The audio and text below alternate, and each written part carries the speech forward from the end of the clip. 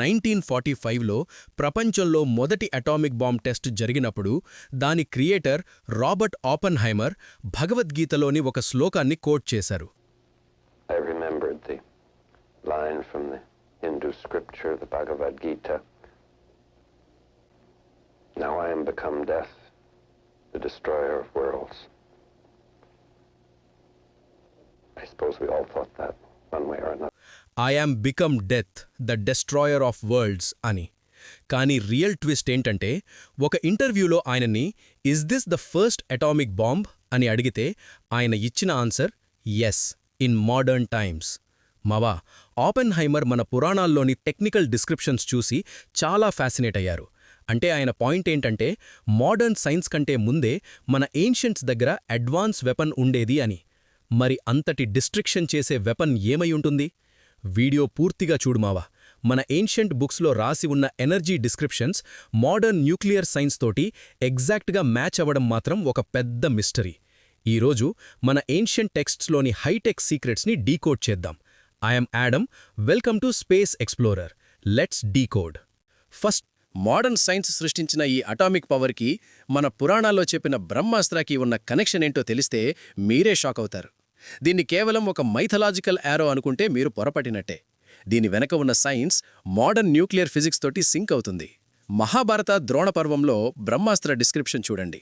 సహస్ర సూర్య అంటే 1000 సూర్యుల ప్రభలతో ఒక మంటల జ్వాల మొదలవుతుంది. ఇది ప్యూర్ న్యూక్లియర్ ఫ్లాష్ లాజిక్ మామ. ఆ మంటల వల్ల సృష్టి అంతా కళ్ల ముందు కరిగిపోతుంది అని చెప్పారు. మోడర్న్ న్యూక్లియర్ బాంబ్ బ్లాస్ట్ జరిగినప్పుడు కూడా ఒక్క ఫ్రాక్షన్ ఆఫ్ సెకండ్లో టెంపరేచర్ లాక్స్ ఆఫ్ డిగ్రీస్కి వెళ్ళిపోతుంది. ఇంకా షాకింగ్ విషయం ఏంటంటే బ్రహ్మాస్త్ర ప్రయోగించినప్పుడు వచ్చే అగ్నిజ్వాల ఆకాశం వరకు వెళ్లి చుట్టూ ఉన్న ప్రాంతాన్ని శ్మశానం చేస్తుంది అని చెప్పారు. ఇది మనం చూస్తున్న మష్రూమ్ క్లౌడ్ తోటి ఎగ్జాక్ట్గా మ్యాచ్ అవుతుంది. సరే, ఎక్స్ప్లోషన్ వరకు ఓకే, కానీ తర్వాత జరిగే పరిణామాలు, ఆఫ్టర్ మ్యాథ్ గురించి కూడా మన యాన్సిస్టర్స్ ఎప్పుడో రాశారు మామా. పురాణాల ప్రకారం బ్రహ్మాస్త్ర ప్రయోగించిన చోట ప్రజాజ్వరం మొదలవుతుంది. దీని సిమ్టమ్స్ చూస్తే మీరు నమ్మరు.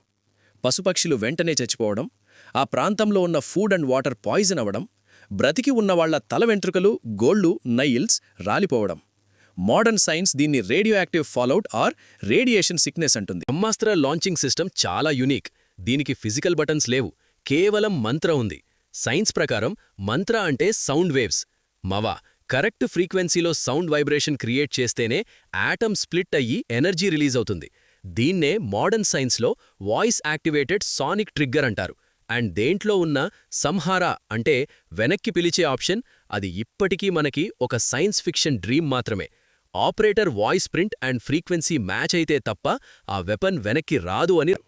మన పురాణాల్లో బ్రహ్మాస్త్రాన్ని వెపన్ ఆఫ్ మాస్ డిస్ట్రక్షన్గా ఎందుకు చెప్పారంటే అది ప్రయోగిస్తే ఆ ప్రాంతంలో 12 ఇయర్స్ వరకు వర్షాలు పడవు, పంట పండదు. దీనినే మోడర్న్ సైన్స్ న్యూక్లియర్ వింటర్ అంటుంది. సైన్స్ అండ్ పురాణాస్ రెండూ ఒకటే చెప్తున్నాయి మామ. మనమిప్పుడు ఇన్వెంట్ చేస్తున్న టెక్నాలజీని మన యాన్సెస్టర్స్ ఎప్పుడో డిస్క్రైబ్ చేసి పెట్టారు. మీరెవరైనా మహాభారతంలో ఇంకా షాకింగ్ విషయాలు విన్నారా? కామెంట్ చేయండి మా. అలాగే ఇప్పుడు ఆర్కియలాజికల్ ఎవిడెన్సెస్ చూద్దాం. అదే మన హిస్టరీలో న్యూక్లియర్ ఎక్స్ప్లోషన్స్ చూద్దాం. రాజస్థాన్లోని జోధ్పూర్ దగ్గర ఎక్స్కవేషన్ జరిగినప్పుడు రీసెర్చర్స్కి ఒక 3 మైల్ రేడియస్లో రేడియో యాక్టివ్ యాష్, బూడిద బయటపడ్డది. సైన్స్ ప్రకారం ఐసోటోప్స్లోని డికే లెవెల్స్ చూస్తే అవి నార్మల్ వాల్కెనోస్ వల్ల వచ్చినవి కావు. అలాగే మొహెంజోదారో స్ట్రీట్ ఆఫ్ ద డెడ్లో స్కెలిటన్స్ రోడ్డు మీద అలా పడిపోయి ఉన్నాయి. వాళ్ళు యుద్ధం చేస్తూ చనిపోలేదు మావా. జనాలు ఒకరినొకరు చెయ్యి పట్టుకునున్న పొజిషన్స్లో ఫ్రీజ్ అయి ఉన్నారు. అంటే వాళ్ళకి ఏం జరుగుతుందో తెలిసే లోపలే ఒక థర్మల్ ఫ్లాష్ వచ్చి వాళ్ళని యాషెస్ చేసేసింది.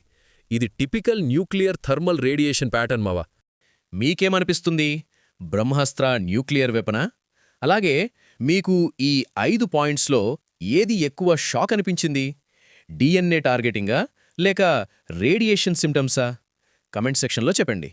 నెక్స్ట్ ఎపిసోడ్లో ఏన్షియంట్ విమానా టెక్నాలజీ గురించి మాట్లాడుకుందాం. మర్క్యూరీ ఫ్యూయల్ ఇంజిన్స్ తోటి మన ఏన్షియంట్స్ స్పేస్లోకి ఎలా వెళ్లారు? దీని మిస్టరీ తెలియాలి అంటే సబ్స్క్రైబ్ చేసి రెడీగా ఉండండి.